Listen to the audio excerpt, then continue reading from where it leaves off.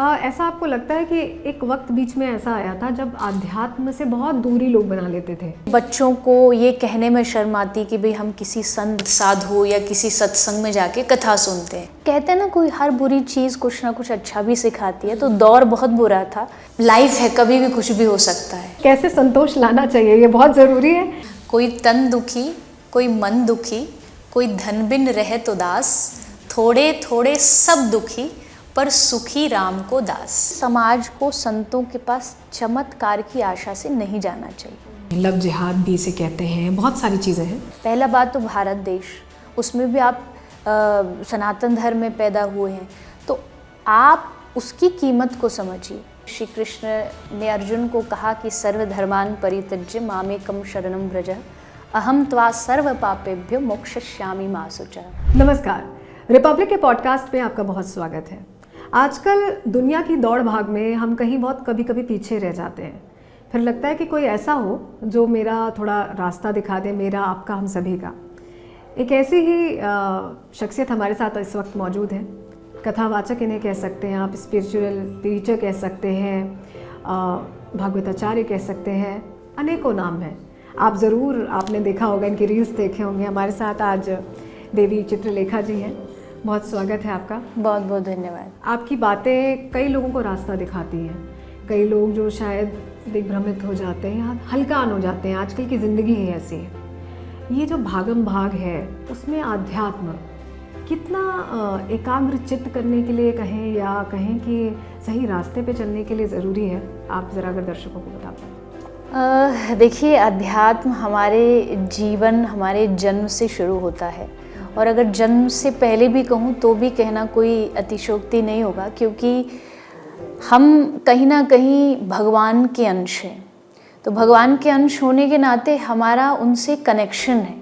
लेकिन जब उस कनेक्शन को हम भूल जाते हैं तो कहीं ना कहीं हमारा दिमाग, हमारी स्थिति, हमारी मानसिक जो स्तर है वो बहुत हम लो फील करते हैं। तो उसको चार्ज करने के लिए, फॉर एन एग्जांपल, आज की हर चीज़, हर इलेक्ट्रॉनिक चीज़ को चार्जिंग की ज़रूरत होती है। बिल्कुल। तो ह्यूमन बॉडी भी एक इलेक्ट्रॉनिक मशीन है, माइंड हमारी एक मशीन है। तो इसको थक जाती है, क्योंकि इसके पास इतनी सारी चीज़ें हैं बाहर दुनिया में। तो चाहिए कि हमें कुछ एनर्जी, हमें कोई चार्जिंग दे। तो आध्यात्मिकता जो है वो चार्जिंग पॉइंट है हमारा। चाहे आप किसी सत्संग में जा रहे हो तो इसका मतलब है आप अपने आप को चार्ज करने जा रहे हो।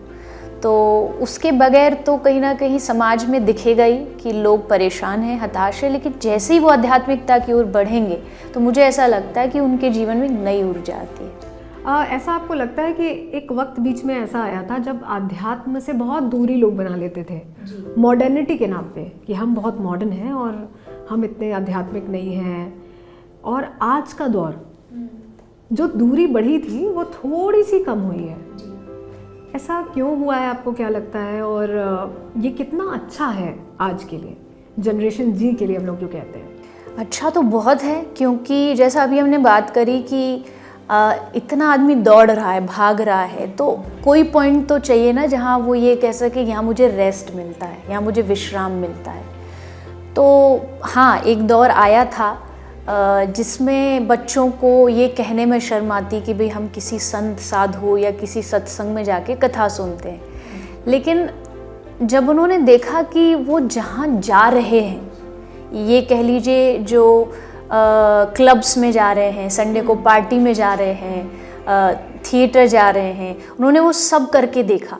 लेकिन जब उनको लगा कि यहाँ भी जो चाहिए वो तो नहीं मिला, उन्हें शांति तो नहीं मिली, तो उन्होंने थोड़ा सा टर्न किया। और वो हर एक की लाइफ में मुझे लगता है कभी ना कभी टर्निंग पॉइंट आता है जब उसको ये बात समझ आती है कि नहीं, जीवन में ये भी ज़रूरी था जो हमने मिस कर दिया था। तो आज का यूथ, एंड ऐसा मेरा अनुभव है, आफ्टर कोविड थोड़ा और ज़्यादा झुकाव हुआ है यंग जनरेशन का। उसमें दोनों कारण हो सकते हैं। थोड़ा सा ये भी समझ आया होगा भाई लाइफ में कुछ भी परमानेंट नहीं है, या कुछ भी छिन सकता है। कोविड ने कम से कम ये तो बता दिया। तो ये चीज़ उन्हें भी समझ आई। उस समय रामायण की ओर कितने रामायण ने रिकॉर्ड तोड़े, और फिर धीरे धीरे ऐसा लगा कि पुराना दौर वापस आया। पुराना दौर ऐसा ही लगा, क्योंकि रामायण का टेलीकास्ट होने लगा। आप घर पर हैं, अपने परिवार के लोगों के साथ हैं, कोई हाउस हेल्प नहीं है, खुद ही सारे काम करने हैं, मिल बांट के करने हैं, तो समय मिला और वो समय शायद हमें यहाँ ले आया। कहते हैं ना, कोई हर बुरी चीज़ कुछ ना कुछ अच्छा भी सिखाती है। तो दौर बहुत बुरा था, लेकिन सीख बहुत दे करके गया, बहुत सारी अच्छी शिक्षाएं दे करके गया, जीवन का मूल्य वैल्यू समझा करके गया कि कितने लोगों ने अपनों को खोया। तो मतलब लाइफ है, कभी भी कुछ भी हो सकता है। यहाँ दुनिया 1 मिनट में थम सकती है। बिल्कुल। और इससे ये भी पता चलता है कि वो कितना शक्तिशाली है, उसमें कितनी पावर है। यहाँ सारी मैन पावर जो थी वो एक तरफ हो गई और सारी दुनिया एकदम उसने थाम दी एक इतने से वायरस ने। तो मुझे लगता है ये चीज़ हमें समझनी चाहिए कि कोई बैठा है जो सारे डिसीज़न, निर्णय ले रहा है, और उस पर कभी क्वेश्चन नहीं करना चाहिए कि कौन भगवान, कैसा भगवान। वो है, वो दुनिया चला रहा है, और ये इस बात का सबूत है कि कभी भी उसके द्वारा कुछ भी हो सकता है। अच्छा, मुझे ये बताइए, आप बहुत छोटी उम्र से ही आपकी रुचि, आपका रुझान धार्मिक ग्रंथों में रहा। 4 साल का बच्चा, मुझे लगता है कि शायद सही से बोले, पढ़े लिखे बहुत मुश्किल है। 4 साल की चित्रलेखा कैसे अपने आप को उन ग्रंथों में खोती गई, कैसे उसमें लीन होती गई? देखिए, 4 साल में मेरी दीक्षा हो गई थी। दीक्षा मतलब जो गुरु बनते हैं। और कथा मैंने 7 साल की एज से शुरू करी थी। और 4 साल, 7 साल या उससे पहले भी कह लीजिए, मुझे घर का वातावरण भक्ति में मिला। मेरे दादा दादी बहुत भजन करते थे, फिर माताजी पिताजी, उनका भी भक्ति का वातावरण था। और जहाँ मेरा जन्म हुआ वो धरती ऐसी है, ब्रजभूमि, वृंदावन धाम। तो वहाँ कोई भी बच्चा पैदा होगा ना, उसको बचपन से भजन गाने आएंगे, क्योंकि उसके घर में उसकी दादी नानियाँ सब गाती हैं। माहौल ही वही रहता है। वही माहौल रहता है। तो वही माहौल मुझे मिला, परिवार का संग मिला, साथ मिला। और बहुत सिंपल सी बात है कि बच्चा चीज़ों को बहुत जल्दी एब्जॉर्ब करता है, उसको पता है कि उसके आसपास क्या चल रहा है। तो मुझे एक ये कह सकते हैं प्लेटफॉर्म मिला पहले से ही, ऑलरेडी जो बिल्ड था। तो उस यात्रा को मैंने वहीं से कनेक्ट करते हुए, और फिर दूसरी बात रुचि भी थी मेरी, भगवान ने शायद उस चीज़ को जोड़ दिया, क्योंकि इंटरेस्ट ना होता तो फिर वो आगे नहीं बढ़ पाते। लेकिन वो रुचि, इंटरेस्ट मिलता गया, वातावरण मिलता गया, और फिर संतों का आशीर्वाद बहुत मिला। तो उनकी सानिध्य बचपन में मैंने बहुत संतों के साथ जा जा के उनका दर्शन किया है, उनका झूठा खाया है, ताकि वो उनके जैसे गुण आए। तो ऐसे करते हुए यात्रा शुरू हुई और ऐसे ही चल रही है। आपने बहुत मेहनत की है इन सारी चीज़ों के लिए। मुझे लगता है सबसे कम उम्र की कथावाचक अभी आप हैं। और जब लोग आपको सुनते हैं तो मंत्रमुग्ध होकर सुनते हैं। मैं खुद सुनती हूँ, तो मैं उस लिहाज से कहूँगी एक श्रोता के तौर पर कि मतलब जब मैं आपको सुनती हूँ तो मैं आपकी जो बातें हैं उन्हें आत्मसात करना चाहती हूँ। ऐसा नहीं है कि सिर्फ सुनती हूँ। तो ये शक्ति बहुत कम लोगों में होती है। और अभी जो दर्शक हमें देख रहे हैं उनको मैं बताऊं कि इनकी मौजूदगी से ही एक ऐसी पॉजिटिव वाइब्रेशंस हैं यहाँ पर, इस जिस कमरे में हम ये पॉडकास्ट कर रहे हैं, वहाँ ऐसा लग रहा है कि बड़ा अच्छा माहौल है, बहुत शांति सा मतलब माहौल है। वो आपके चेहरे का तेज भी वही कहता है। ये जो शांति है, ये आजकल के युवा पीढ़ी के पास बिल्कुल नहीं है। ऐसा लगता है कि सब भाग रहे हैं, नौकरी पे जाते हैं, घर वापस जाते हैं, फिर उसी दौड़ भाग में लग जाते हैं। आध्यात्म के लिए मुझे लगता है कम समय निकालते हैं, निकालते होंगे, कम निकालते हैं। लेकिन एक वर्ड आपने बहुत सुना होगा, वो अभी ही बहुत फेमस हुआ, डिप्रेशन। कि डिप्रेशन में आ गए हैं, डिप्रेशन में आ गए, मेरा कुछ करने का मन नहीं कर रहा। कई लोग बेड पकड़ लेते हैं, बहुत सीरियस। ये एक आज के दौर की बीमारी हो गई है। पहले शारीरिक बीमारियां होती थी, आजकल दिमागी बीमारियां हो रही हैं। तो इससे कैसे बचें आप? किस तरह से मतलब उनके लिए कुछ सलाह देना चाहेंगी, मशवरा देना चाहेंगी? देखिए, डिप्रेशन माइंड की बीमारी है, दिमागी बीमारी है। तो दिमागी बीमारी को ठीक भी जो दिमाग के डॉक्टर होंगे, डॉक्टर से मेरा मतलब एक तो हो गए साइकेट्रिस्ट, जो दवाइयाँ दे करके आपको ठीक करते हैं। लेकिन मुझे लगता है सबसे बड़े जो दिमाग के डॉक्टर हैं या साइकेट्रिस्ट हैं, वो हमारे अपने ग्रंथ हैं, जैसे भगवद गीता, श्रीमद् भागवत, रामचरितमानस। ये इस तरीके से लिखे गए थे कि उनको कितना भी कोई परेशान आदमी हो, पढ़े और तुरंत वो ठीक हो जाए। अर्जुन परेशान था, भगवान श्री कृष्ण ने भगवद गीता सुनाई और अर्जुन तुरंत बाण लेके तैयार हो गया कि अब लड़ूंगा। तो मतलब ये कहानी सिर्फ अर्जुन की नहीं है, ये सबकी है कि जो भी उन चीज़ों को पढ़ता है तो वो उस चीज़ के लिए संघर्षों से लड़ने की शक्ति पा लेता है। रही बात अब दूसरी, क्योंकि आज का जो, जैसा आपने कहा, जो जेनजी है, भाई हमको पढ़ना नहीं है, तो आजकल बहुत सारे थोड़ा मेहनत भी कम करना चाहते हैं, थोड़ा मेहनत भी कम करना चाहते हैं, ऐसा लगता है। लेकिन आपके पास आजकल एक ऑप्शन है, एडवांसमेंट हमारे पास ये है कि हमारे पास बहुत सारी अच्छी टेक्नोलॉजी है, सोशल मीडिया है, यहाँ बहुत सारे कथाकार हैं जो आपको वही बातें पहुँचा रहे हैं, कुछ अलग नहीं कर रहे। अब जैसे मैं अपना कहूँ, हम पोस्टमैन हैं। पोस्टमैन का काम क्या है? ऑलरेडी मैसेज है, किसी ने लिख दिया है, आपको जस्ट वहाँ तक पहुँचाना है। तो हम कोई नया मैसेज नहीं इन्वेंट कर रहे, वो ऑलरेडी हमारे ग्रंथों में है, वो हम लोगों तक पहुँचाने का काम करते हैं। तो अगर किसी को लगता है तो थोड़ा सा मैं हमेशा एक बात कहती हूँ, नेगेटिविटी को ख़त्म करना है तो सिंपल सोल्यूशन है, पॉजिटिविटी को बढ़ा दो, तो नेगेटिविटी अपने आप कम हो जाएगी। तो अगर आपको लगता है आपका दिमाग डिप्रेस्ड है, परेशान है, तो पहले तो अपने आसपास के लोगों में देखो कि कहाँ कौन नेगेटिव है जिसके कारण हम में नेगेटिविटी बढ़ रही है, उन्हें हटा दें, उन्हें हटाइए, उनसे थोड़ा दूरी बनाइए। पॉजिटिव जो लोग हों उनके साथ रहिए, भले वो आपके अपने फैमिली, पड़ोसी या कोई दोस्त, कुछ भी हो सकता है। तो जितना आप पॉजिटिव ऑरा रखेंगे, पॉजिटिव खाएंगे, पॉजिटिव देखेंगे, पॉजिटिव सुनेंगे, आप अपने आप वैसा बनते चले जाओगे। पर अब क्या है, मान लीजिए मैं डिप्रेस्ड हूँ, तो मैं क्या करूँगा? मैं फ़ोन पे भी डिप्रेशन वाली गाने सुनूंगा, उसी मोड में डिप्रेशन वाली चीज़ सुनेंगे, डिप्रेशन की ही बातें करेंगे। तो उस चीज़ से निकलने के लिए आपको पॉजिटिविटी को बढ़ाना पड़ेगा। एंड सेकेंड थिंग इज़, इसका कारण क्या है? चलिए, ये तो हो गया समाधान। आपको ये बीमारी या ये परेशानी ना हो, उसका फर्स्ट जो स्टेप है,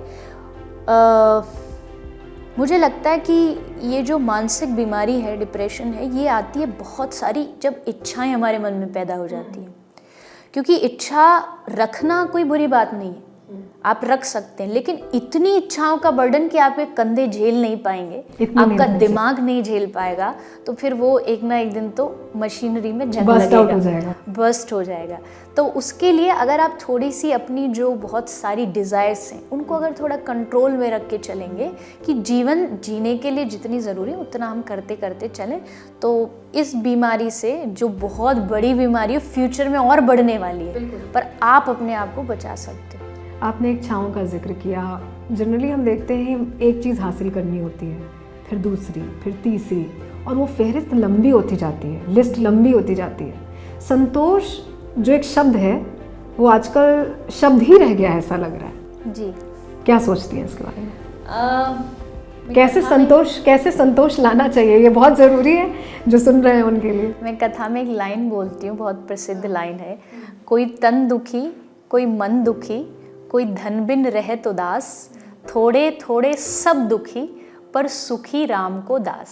बिल्कुल, मतलब कि इच्छाएं कम होने का कोई मंत्र नहीं है। इच्छाएं कम होने का एक ही तरीका है, भगवान पे भरोसा ज़्यादा कर लो। ये भरोसा रखो कि अगर उसने जन्म दिया है, कहते हैं जब दांत नहीं थे तो दूध दिया, अब दांत दिए तो कुछ और भी देगा, भूखा नहीं रखेगा। चींटी के पग नूपुर बाजे तो भी साहिब सुनता है। इतना वो कलाकार है, वो इस दुनिया का सबसे अद्भुत चमत्कार कह सकते हो, वो भगवान है। उसको पता है यहाँ एक चींटी का, कौन जा करके बताओ, इतने सारे दुनिया में पशु हैं, पक्षी हैं, हाँ। कौन उनका पालन पोषण कर रहा है? तो अगर उनका कर रहा है तो हमको तो भूखा नहीं मरने देगा, पालनहार सब देखे, ध्यान तो रखेगा हमारा।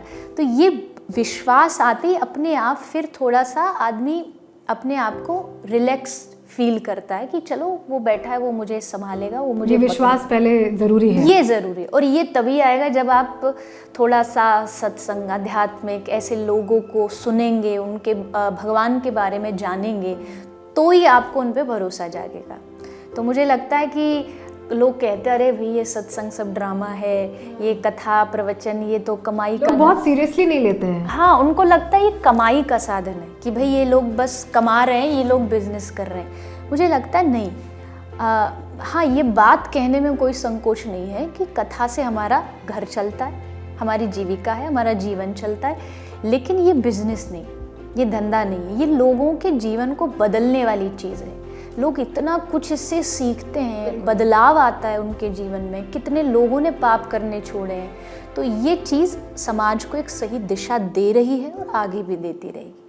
अच्छा, मुझे ये बताइए, जब आप कथा कहती हैं जी, लोग पहुंचते हैं, अलग अलग तरह के लोग होते हैं, कुछ अपनी समस्या भी आपसे बताते हैं, आप इतने लोगों से मिलती हैं, तो आपको लगा कि वाकई थोड़ा बदलाव आया है समय के साथ? थोड़ा लगा ऐसा मिलने से लोगों से या उनके बीच जाने से?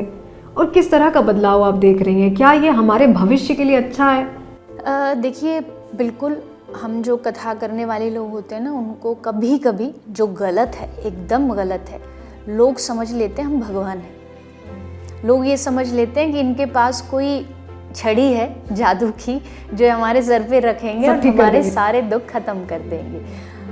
पर मैं मानती हूँ कभी भी समाज को संतों के पास चमत्कार की आशा से नहीं जाना चाहिए, क्योंकि इससे कई बार फिर समाज में गलत उदाहरण देखने मिले कि कुछ लोगों ने उसका गलत फायदा उठाया, गलत इस्तेमाल किया। उनको लगा वो भी समझने लगे कि हाँ, हम ही भगवान हैं, क्योंकि ये लोगों का हमारे पास बहुत से प्रकरण हमने देखे हैं पिछले कुछ दिनों। तो उसमें क्या होता है, फिर ऐसे कोई प्रकरण आए तो हम क्या उन पे दोष दे देते हैं। पर मुझे लगता है पहला दोष है, वहाँ ये आशा लेके आप जाते क्यों?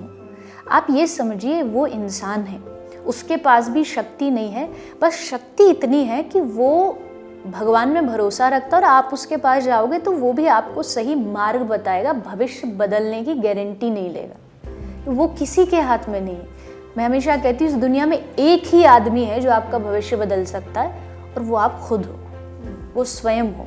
आप अपना भविष्य बदल सकते हो, अपना लक, अपना भाग्य, सब कुछ आप ही बदलोगे। इवन भगवान भी उसमें इंटरफेयर नहीं करेंगे। भगवान भी कहेंगे मेरा काम नहीं, तू कर्म ठीक कर, तेरे दिन अपने आप ठीक हो जाएंगे। तो इसके लिए मुझे लगता है कि संतों के पास जाइए, कथावाचकों के पास जाइए, लेकिन अपने कल्याण की बात लेके जाइए कि मेरा कल्याण कैसे हो, मेरे जीवन में सच्चाई कैसे आए, मैं सच्चाई ईमानदारी के रास्ते पर कैसे चलूँ। ये नहीं कि मेरे घुटनों का दर्द कैसे ठीक हो, वो तो आपको एक डॉक्टर भी बता सकता है, उसी का काम है, उसका काम है ये।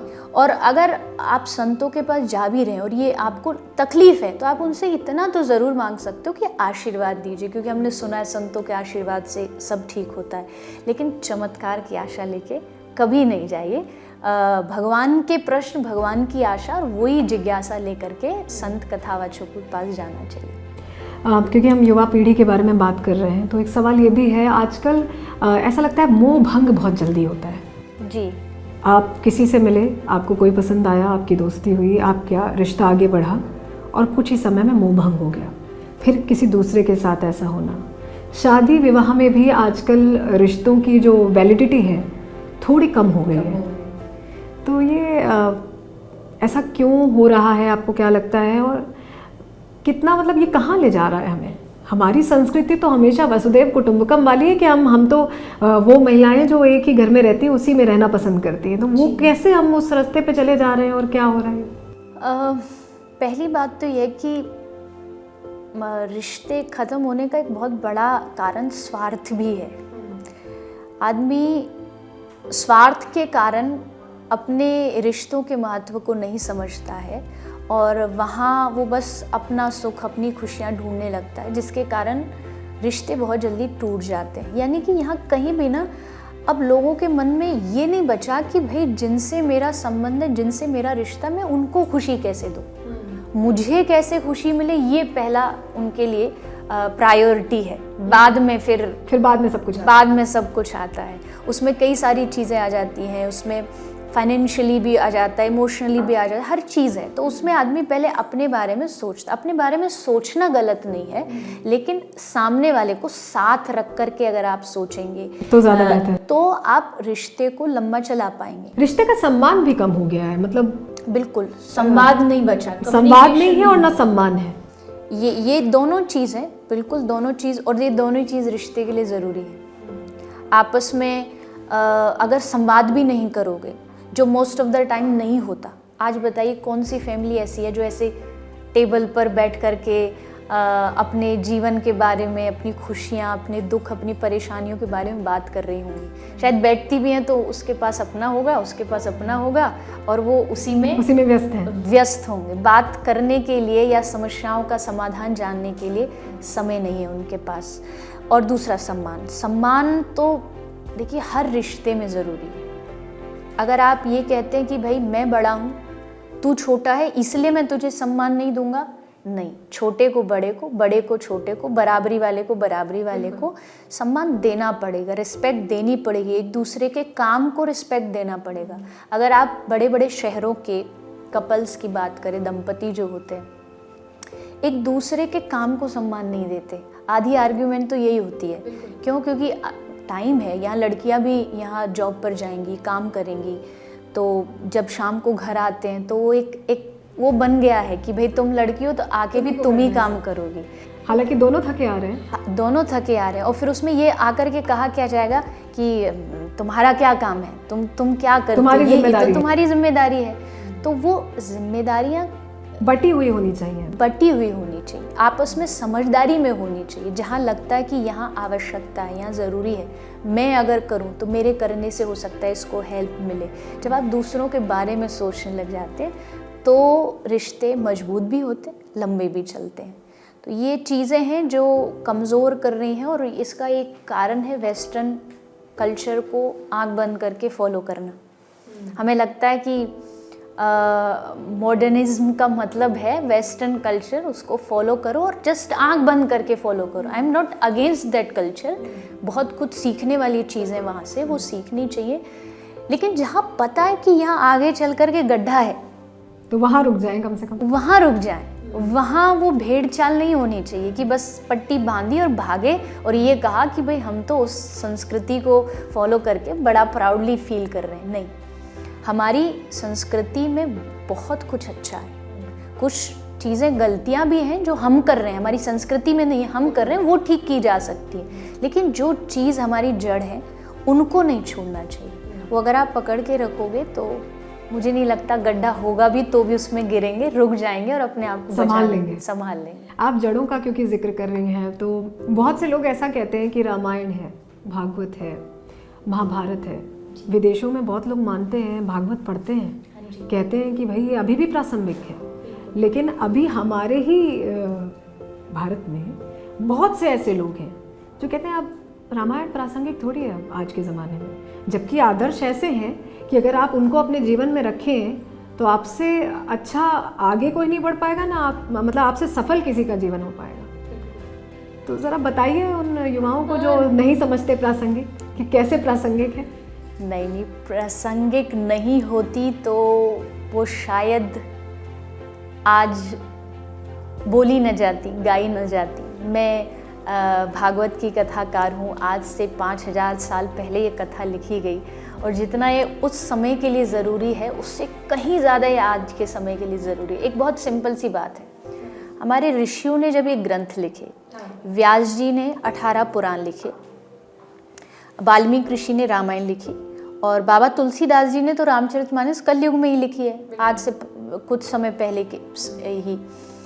तो जब हमारे ऋषि कथा लिखते थे तो उन्होंने मन मर्जी का कुछ नहीं लिखा। भागवत कैसे लिखी गई? भागवत को कहते हैं समाधि भाषा। व्यास जी ने आंख बंद करी, उनको जो भविष्य दिखा वो सुनाते गए, भगवान गणपति उसको लिखते गए, और उस समय क्या क्या समस्या भविष्य में आने वाली हैं वो सारी भागवत में मेंशन है। कलयुग में अंत में क्या होगा, कैसे पाप बढ़ेगा, उम्र कैसे कम होगी, जो आज हो रहा है ये सब कुछ उस समय लिख दिया गया, समस्या भी लिख दी गई और समाधान भी लिख दिया गया। तो बस ऐसे ही मुंह उठा के बोल देना कि ये आज के समय में रिलेटेबल नहीं है, हमारे जीवन में ज़रूरी नहीं, ये बहुत गलत चीज़ है। पढ़िए पहले उसको। अगर आप भगवत गीता की बात करते हैं, कितने यंग जनरेशन ऐसी है जिसने उसे पढ़ा होगा? लोग विदेशों से आते हैं, जब आप पढ़ नहीं रहे, मथुरा ही आते हैं, आप पढ़ नहीं रहे, विदेशी लोग आ रहे हैं, फॉरेनर्स आकर के भगवत गीता की क्लासेस ले रहे हैं, हरे कृष्ण कीर्तन में झूम रहे हैं, नाच रहे हैं, होते हैं वो, उनको खुशियाँ मिल रही हैं, और आपके पास होते हुए भी आप कह रहे हैं कि ये जो ग्रंथ है ये हमारे काम का नहीं। ये हमारे जीवन में अभी के समय को देख के ज़रूरी नहीं। भगवत गीता, रामचरितमानस, रामायण, श्रीमद् भागवत एक ऐसे ग्रंथ हैं कि आप अभी परेशान हो और आप भागवत का या भगवत गीता का कोई पन्ना खोल के देख लो, आपको अपनी समस्या का समाधान वहाँ मिल जाएगा। क्योंकि ये किताब नहीं है, किताब होती तो एज अ हिस्ट्री बस पढ़ाई जाती, इनके लिए इतना बड़ा अल्प ज्ञान भी वजह है, अल्प ज्ञान अल्प हाँ हो सकता है, या फिर ये कह लीजिए बचपन से उनको समझाया नहीं जा रहा है, एजुकेशन सिस्टम में नहीं समझाया जा रहा है। एजुकेशन सिस्टम अगर ये सिखाने लग जाए, वही वाली बात है ना, हमको पता है बाबर कौन था, हुमायूं कौन था, वो सब हमें पढ़ाई हम पढ़ते हैं हिस्ट्री में, हम पढ़ते हैं हिस्ट्री में, लेकिन हमें भगवान श्री कृष्ण के वंश के बारे में, कौन थे श्री राम भगवान के जो राजा नृग, राजा रघु, इनके वंश के बारे में कौन पढ़ाता है। शायद नाम भी आज के बच्चों के लिए नए होंगे, पहली बार सुने। मुझे लगता है बहुत से लोग गूगल कर लेंगे अभी आपके बताने के बाद। शायद करें करें तो अच्छा है। तो मतलब चलो एजुकेशन सिस्टम, अब एक्सक्यूज़ नेक्स्ट क्या होगा कि भाई ये तो सिस्टम चेंज होगा तभी हम कुछ कर सकते हैं, तो घर में पेरेंट्स करें, वो जिम्मा उठाएं, वो जिम्मा उठाएं। आपको, आपका बच्चा है, आप ये नहीं कर सकते कि आप पूरी जिम्मेदारी स्कूल को दे दो, या मैं तो आज कहूँ स्कूल भी नहीं, आज के माता पिता क्या करते हैं, सारी जिम्मेदारी दे देते हैं आईपैड को। हाँ, आईपैड देखेंगे और तू सिखा इनको जीना, हम कुछ नहीं करेंगे, सब कुछ टेक सेवी हो गया, सब कुछ तुम ही करो, इनकी जो ध्यान रखना, इनको नॉलेज देना, ज्ञान सब तुम दो। ऐसे नहीं होता है, आपको जिम्मेदारी लेनी पड़ेगी, और खासकर ये वाली बाकी सब चीज़ तो वो अपने आप सीख रहे हैं, आपको कुछ नहीं सिखाना पड़ेगा, पर जो आध्यात्मिक वाला रास्ता है ये तो सिखाना पड़ेगा। ये आपको बचपन से उनमें थोड़ा थोड़ा बीज डालना पड़ेगा, तब जाके वो पेड़ बनेगा, और तब जा कर के उस पर अच्छे फल आएंगे, और वही देश का सच्चा और सही भविष्य है। वाकई ज़रूरी है कि शायद बचपन से ही बताया जाए, थोड़ा धर्म के प्रति भी जानकारियाँ दी जाएं। अभी एक हाल ही में पिक्चर आई थी केरला स्टोरी, जी आपने देखी हो अगर या सुना हो उसके बारे में? सुना है जी। तो उसमें यही बताया था कि कुछ बच्चियां ऐसी जो शायद नहीं जानती थी अपने धर्म के बारे में, उन्हें किसी ने कुछ बताया और दूसरे धर्म के प्रति आकर्षित कर लिया। ये भी खूब हो रहा है। बिल्कुल। इसको लेकर आप क्या सोचती हैं? लव जिहाद भी इसे कहते हैं, बहुत सारी चीज़ें हैं जी। लेकिन इस तरह से कहीं और चले जाना, क्या शुरू से मार्गदर्शन ना होना इसके पीछे की वजह है? वो अनसुलझे सवाल जिनका जवाब नहीं मिला, ये इसके पीछे की वजह है? बिल्कुल। अगर आप अपने बच्चों को घर में अपने धर्म की अहमियत बताओगे, समझाओगे कि आप कहाँ पैदा हुए हो, आप सोच सकते हो इस धर्म में पैदा होना, पहला बात तो भारत देश, उसमें भी आप सनातन धर्म में पैदा हुए हैं, तो आप उसकी कीमत को समझिए।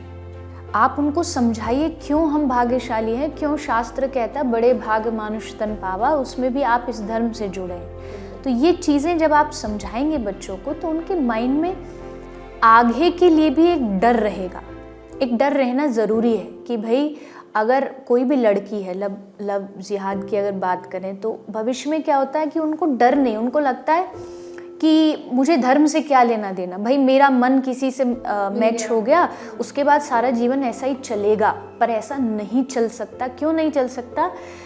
क्योंकि दोनों संस्कृति एकदम अलग है।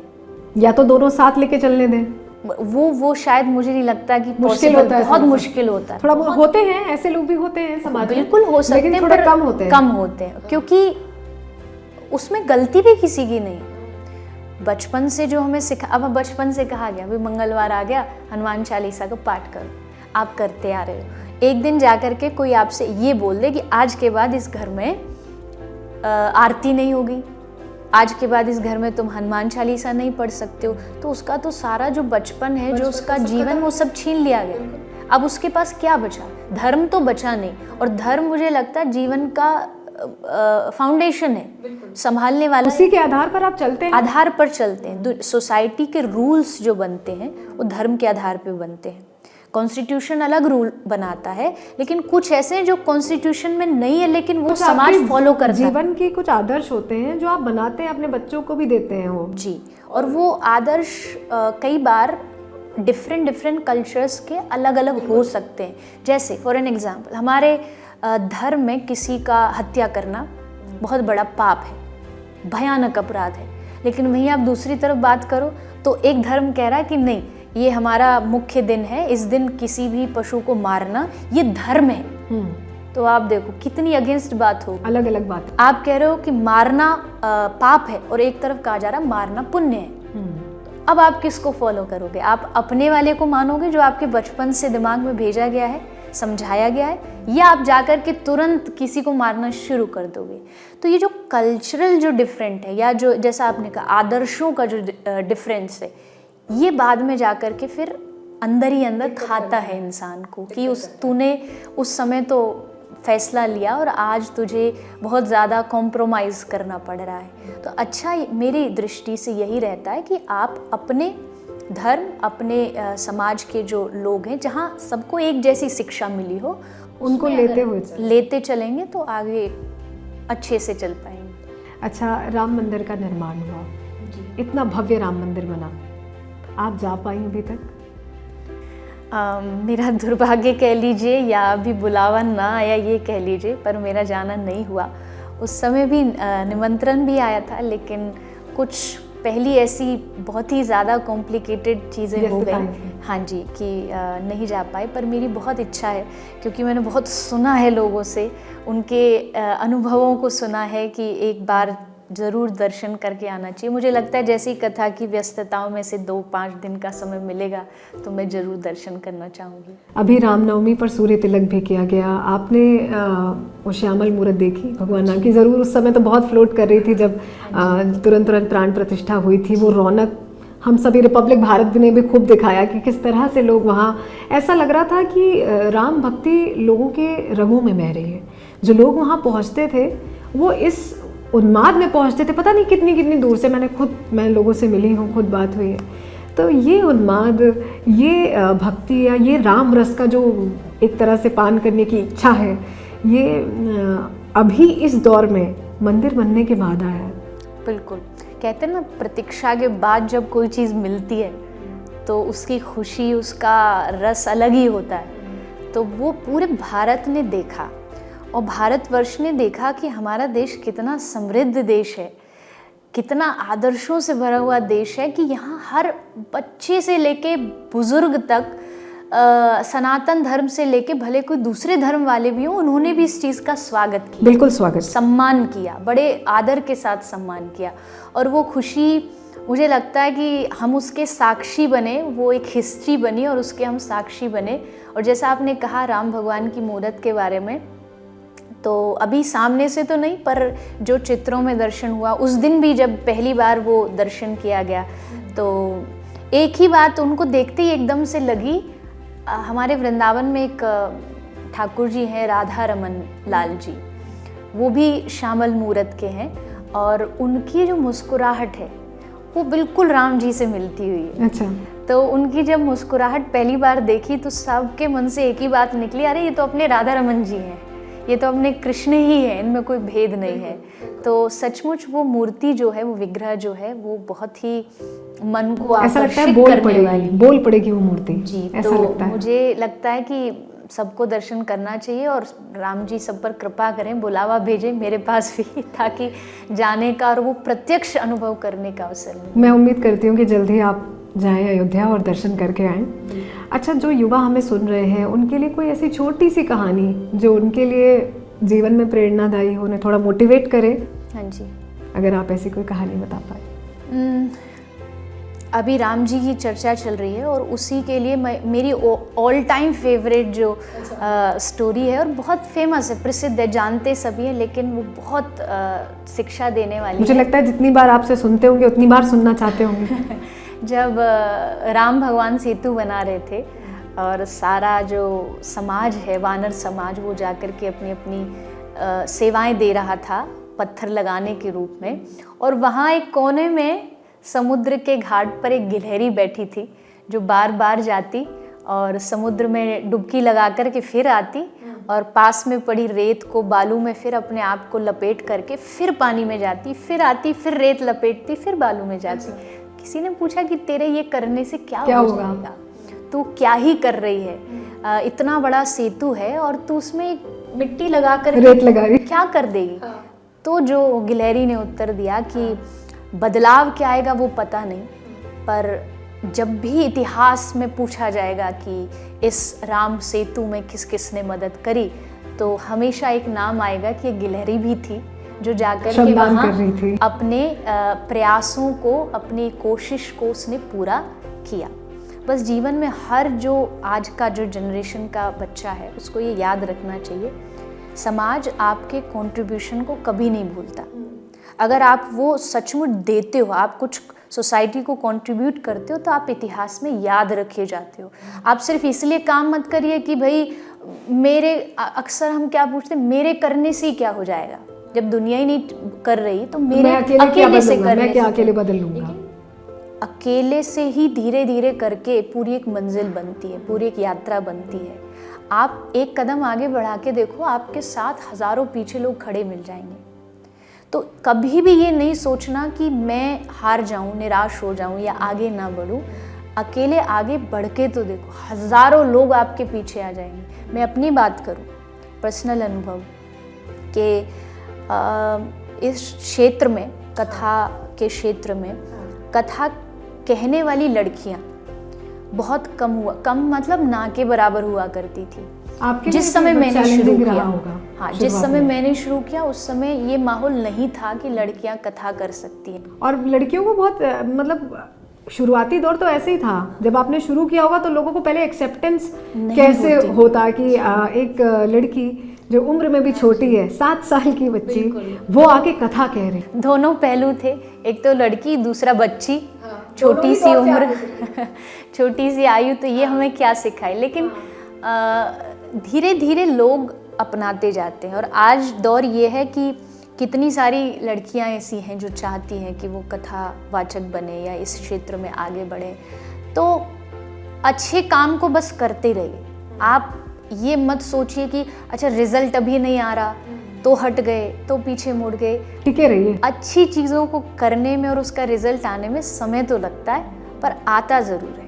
ये आपने सफलता का मंत्र भी दे दिया हमारे दर्शकों को कि अगर सफल होना है तो आप करते रहिए कोशिश और आप पहुंच जाएंगे लक्ष्य। प्रयास बहुत ज़रूरी है। कोशिश, हर एक व्यक्ति को कोशिश में कमी नहीं छोड़नी चाहिए कभी भी। आप जितना मेहनत परिश्रम करते जाएंगे उतना आप सफलता के नज़दीक पहुंचेंगे।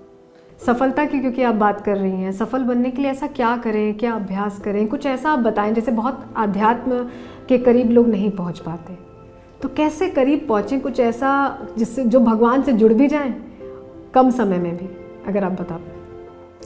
नहीं, मुझे लगता है आध्यात्मिक होने के लिए पहली बात तो आपको एक गुरु की बहुत आवश्यकता होती है, क्योंकि गुरु को सारे स्टेप्स पता हैं। जैसे एक माली को पता होता है ना, गार्डनर को, कि अब क्या करने से पेड़ हरा भरा होगा, तो गुरु जानते हैं। इसमें अभी लोग क्या होते हैं कि इस वाले बात पर भी लोग कहने लगते हैं अरे हम तो खुद ही बन जाएंगे ना, हमको किसी की क्या ज़रूरत है, हमको गुरु की क्या आवश्यकता है, क्या ज़रूरत है। लेकिन ऐसा नहीं है। हमें हर चीज़ के लिए एक आदर्श चाहिए होता है, एक गाइड चाहिए होता है। तो आध्यात्मिकता भी ऐसे ही आती है जब आप गुरु बनाते। गुरु आपको स्टेप बाय स्टेप, पहले ही दिन आपको ये नहीं कह देगा कि आज ही तुमको एकदम संत बन जाना है। उसको पता है कि अभी ये बच्चा है, कच्चा है, अभी इस रास्ते पे आया है, धीरे धीरे आपको सिखाएगा, आपको आगे बढ़ाएगा। तो इसके लिए पहली चीज़ है कि आप अपना एक गुरु ज़रूर बनाइए, आध्यात्मिक, जो आपको टीचिंग्स दे सके। और दूसरी चीज़, थोड़ा थोड़ा सा ये मैं ज़रूर कहूँगी सबके लिए कि घर में कोई भी एक ग्रंथ जिसमें आपको थोड़ा सा रुचि हो वो ज़रूर पढ़िए। डेली बेसिस पर अगर आप एक भगवत गीता का एक श्लोक भी पढ़ रहे हैं तो आप ऑटोमेटिकली उस बारे में सोचने लग जाओगे। आप उसके बारे में थोड़ा सा थॉट्स आपके मन में आने लग जाएंगे कि आज जो मैंने पढ़ा उसका मतलब क्या है, मैं वो जानूं, आप अर्थ जानना चाहेंगे। और फिर आप उसके लिए रिसर्च भी करने लग जाते हो कि भाई ये क्यों लिखा है, कैसे लिखा है। तो अपने आप ही वो पढ़ते ही बहुत सारी चीज़ें जुड़ गई आपके साथ, आपके माइंड में वो थॉट्स चालू हो गए। तो गुरु, और दूसरी चीज़ आप ग्रंथ पढ़ें, ग्रंथ पढ़ करके फिर अपने आप को आध्यात्मिकता से जोड़ सकते। अच्छा चित्रलेखा जी, अपने जीवन में गीता से ऐसा कौन सा श्लोक है जो आत्मसात करती है, जो इतनी सरलता आती है आपके अंदर? जब आपसे बात करो आप इतनी सरलता से बात करती हैं। किसी भी बात को बहुत गूढ़ सी वो कॉम्प्लेक्स बात मैंने आपसे पूछी, डिप्रेशन और ये, लेकिन आपने बड़ी सरलता से बता दिया। तो ये सरलता किस श्लोक से आती, कौन सा ऐसा है जो आपके दिल के बिल्कुल करीब है? क्योंकि आप तो पूरी गीता पढ़ती हैं, लोगों को समझाती हैं। जी, वैसे तो मैं श्रीमद् भागवत कथा की वाचन करती हूँ, पर हाँ, भगवत गीता हमेशा से वो एक पहलू रहा है। तो एक श्लोक जो वैसे तो बहुत है, पर एक जो हमेशा मैं आपके कहती दिल के हूँ, करीब जो भगवत गीता का सबसे प्रसिद्ध भी है और उसमें एक समर्पण की भावना भी है, जिसमें श्री कृष्ण ने अर्जुन को कहा कि सर्वधर्मान परित्यज्य मामेकं शरणं व्रज अहम त्वा सर्व पापेभ्यो मोक्षयिष्यामि मा शुचः। मतलब इसका ये है कि श्री कृष्ण जो जीवन का डर है, जो हर एक आदमी के अंदर रहता है, उस डर को ख़त्म कर रहे हैं। वो कह रहे हैं कि तू मुझे समर्पित हो जा, तू मुझे अपना मान ले, मैं तेरे जीवन के हर दुख, हर संकट, हर निराशा को, दुख को दूर कर दूंगा। और तू डर मत, तू घबरा मत। आप सोचो, अगर कोई एक MLA, MP, CM और PM, अगर कोई आदमी हमसे ये कह देता है कि तू घबराना मत, मैं तेरे साथ हूँ, कभी भी कहीं भी कुछ भी काम आ जाए मैं खड़ा रहूँगा, तो हमको भीतर से कितना पावर बल मिलता है, बल मिलता है कि भाई ये आदमी खड़ा है। सोचो, इस दुनिया को बनाने वाला कह रहा है मैं तेरे साथ हूँ। कृष्ण कह रहे हैं तू घबरा मत, तू चिंता मत कर, आगे बढ़, मैं तेरे साथ हूँ। अब सोचो, जो इस बात को मान लेगा कि कृष्ण मेरे साथ है, उसको कितना बल मिलेगा। उसको दुनिया में कहीं किसी से डर नहीं लगेगा, क्योंकि उसे पता है श्री कृष्ण मेरे साथ है। उनकी प्रतिज्ञा है कि मैं तुझे गिरने नहीं दूंगा, घबरा मत, डर मत और आगे बढ़ता चल। तो ये श्लोक, ये कह सकते हैं, बल भी देता है मुझे, और इससे भगवान के लिए बहुत भरोसा जागता है कि वो हर पल, हर क्षण हमारे साथ हैं। तो अक्सर जब भी बात आती है तो मुझे लगता है ये श्लोक सबसे अच्छा है, जो मेरे दिल के करीब मुझे लगता है। चित्रलेखा जी, आपने बहुत एक ऐसा दौर भी देखा है जहाँ आपने बहुत मेहनत की होगी लोगों को ये समझाने में कि आप जो बात कह रही हैं वो अगर ध्यान से सुने तो वाकई ज़िंदगी बदल सकती है। क्योंकि आप जो लिखा है वही कह रही हैं जी, अपने से तो आपने कुछ बनाया नहीं जी। तो लोगों ने गंभीरता से कब लेना शुरू किया, कब आपको लगा कि आपकी बातें लोगों की ज़िंदगी में इतना असर डाल रही है? क्या उसके साथ कुछ जिम्मेदारी का एहसास भी बढ़ जाता है, कुछ ऐसा लगता है? क्योंकि आपको तो मुझे लगता है सारे लोग सुनते हैं, सब समझना चाहते हैं कि भाई जीवन आदर्श पर अगर कोई बता रहा है और इतनी गंभीरता से, इतनी सरलता से बता रहा है, तो सुनते सब हैं और कोशिश भी करते हैं। देखिए, जिम्मेदारी तो बेशक बहुत बड़ी है, क्योंकि जैसे मैंने कहा ना कि लोग ये तक मान लेते हैं कि ये जो बैठा भगवान है, जबकि वो इंसान ही है, दुखों से पार जो ले जाए उसको वही है। तो अब आप सोचो कितनी बड़ी जिम्मेदारी हो गई, उसको निभा पाना भी बहुत एक बड़ा चैलेंज भी है। पर वो मैं जिस तरीके से हैंडल करती हूँ वो बस यही है कि मुझे हमेशा एक बात याद रखनी है कि ये किसी का दिया हुआ है, किसी का दिया। अभी हम बात कर रहे हैं, मान लीजिए इसी क्षण, इसी सेकंड भगवान मेरी आवाज़ बंद करते, वाणी बंद करते, तो मैं क्या करूं? मेरे पास तो अब कोई आगे ये बातें बताने का कोई रास्ता नहीं बचा। और होता है कि भाई कोई बीमारी हो गई, कोई रोग हो गया, तो इसका मतलब है कि कोई है वहाँ बैठा है जो इसको चला रहा है। ये जब तक चला रहा है, जब तक वो कहलवा रहा है, तब तक हम कह रहे हैं, और ये भी उसी की जिम्मेदारी है। अब जिम्मेदारी भी हम ज़्यादा उठाने लग जाएंगे ना, तो उसमें भी भगवान कहते हैं बेटा अब तू ही उठा, अब तो तू ही संभाल, मेरा जब कोई काम ही नहीं है। तो जिम्मेदारी भी मुझे लगता है कि सतर्कता ज़रूरी है, पर जिम्मेदारी हमसे ज़्यादा, मुझसे ज़्यादा उसकी है। उसे पता है कि कब, कहाँ, कैसे करना है। और बात रही गंभीरता को लेने की, तो हाँ, बचपन का जो दौर था उसमें ज़रूर एक ये तो रहा ही कि भाई बच्चा है, क्या जानता होगा, क्या कहता होगा। पर पता नहीं क्यों भगवान की कृपा रही बचपन से कि प्यार बहुत मिला। आपकी वाणी ही ऐसी है, मुझे लगता है कि आपको हर जगह प्यार मिलता है। और मुझे हमेशा मेरा जो फोकस रहा वो प्यार पे गया, ये नहीं गया कि कौन अगेंस्ट खड़ा है या कौन आपने पॉजिटिविटी को चुना। हाँ, ये कह सकते हैं कि भाई कौन साथ में है, कौन उस चीज़ को आगे बढ़ा रहा है। मैं आज भी कथा में देखती हूँ तो मुझे लगता है कि शायद हम उन भाग्यशाली लोगों में से हैं जिनको जहाँ जाते हैं वहाँ प्यार मिलता है, जहाँ जाते हैं वहाँ सम्मान मिलता है। इतना लोग सम्मान, इतना प्यार देते हैं, तो हमें उसकी कद्र करनी चाहिए, उसका सम्मान करना चाहिए। और हाँ, समाज में ऐसे लोग हमेशा से रहेंगे जो कुछ आपका साथ देंगे, कुछ आपके अगेंस्ट खड़े होंगे। जो अगेंस्ट खड़े होंगे वो ही आपको जीवन में सही में शिक्षा दे के जाते हैं। अच्छा चित्रलेखा जी, आप बहुत सारे लोगों की प्रेरणा है, लोग आपसे सीखते हैं, सुनते हैं जी। आपकी प्रेरणा कौन है? मेरी प्रेरणा में कई सारे लोग आ जाते हैं। सबसे पहले तो भगवान और उनकी वाणी जो उन्होंने कही है। दूसरी, फिर जब जीवन की शुरुआत हुई तो ऑफ कोर्स माता पिता जिन्होंने इस ओर मोड़ा, और सबसे उसके बाद जो जीवन में जिनसे संपर्क हुआ मेरे गुरुदेव रहे, जिन्होंने बहुत कुछ जीवन में दिया, बहुत कुछ जीवन में सिखाया। तो मुझे लगता है कि ये सब का कॉम्बिनेशन मिला करके मेरे जीवन में जहाँ आज हूँ वो मुझे बनाते हैं।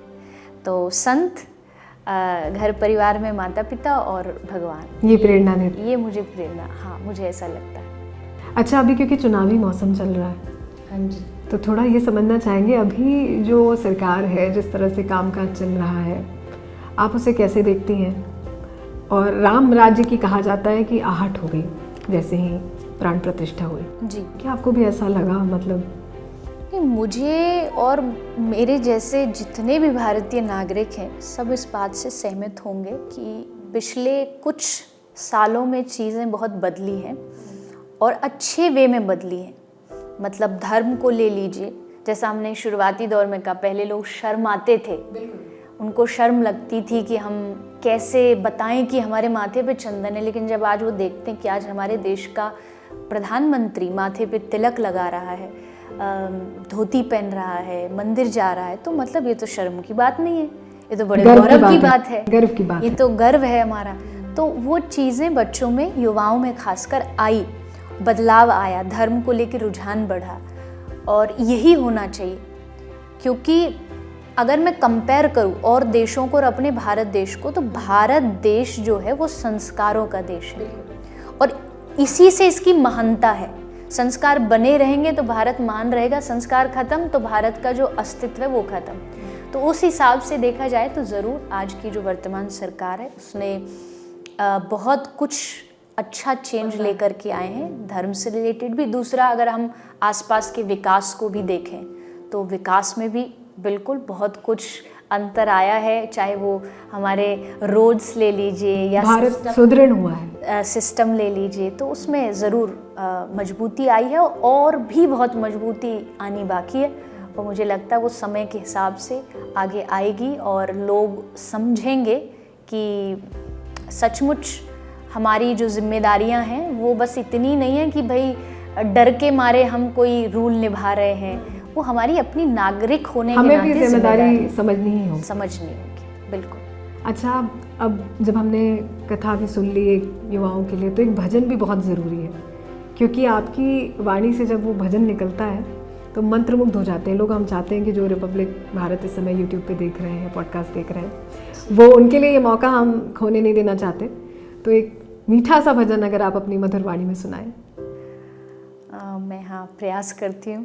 एक बहुत प्यारी भजन है, बहुत प्यारी पंक्ति है। उसमें कहा गया है कि संसार में भगवान ही आपके अपने हैं। वो ऐसी सुबह से मैं गुनगुना रही थी। आपको पता था कि यहाँ पे मैं हाँ कहूँगी? शायद। तो कोई घन श्याम सा नहीं देखा, कोई घन श्याम सा नहीं देखा, ध्यान में योगियों के आते नहीं, ध्यान में योगियों के आते नहीं, संग भगतों के नाचते देखा, कोई घनश्याम सा नहीं देखा, कोई घनश्याम सा नहीं देखा। मैं बिल्कुल खो गई आपकी आवाज़ में। मुझे लगता है कि ऐसे ही आपकी बातें मुहपाश में नहीं मानती हैं, बड़ी ताकत है बड़ी ताकत है आपकी बातों में। एक और सवाल है जो मेरे ख्याल से सभी युवाओं के मन में होता है। भरोसा एक ऐसा शब्द है जो, जैसे हम कहते हैं ना कि संतोष नहीं है, भरोसा बहुत ज़्यादा हो जाता है। इस पे भरोसा, उस पे भरोसा, उस पे भरोसा, फिर झटका लगता है। ये भी बहुत होता है। इस पर क्या कहेंगी? देखिए, मैंने बात कई बार कही है, भरोसा संसार पे मत करो, संसार बनाने वाला भरोसे लायक है। बाकी तो यहाँ किसी ना किसी समय पर आके भरोसा इंसान का किसी भी तरीके से कभी ना कभी टूट जाता है, क्योंकि दुनिया है। दुनिया में जैसा मैंने कहा, अपना व्यक्ति सबसे पहले सोचता है, और जैसे ही वो सोचेगा, जब आप किसी के मतलब के समय पे काम पे नहीं आते तो आप उनके लिए मतलबी हो जाते हो।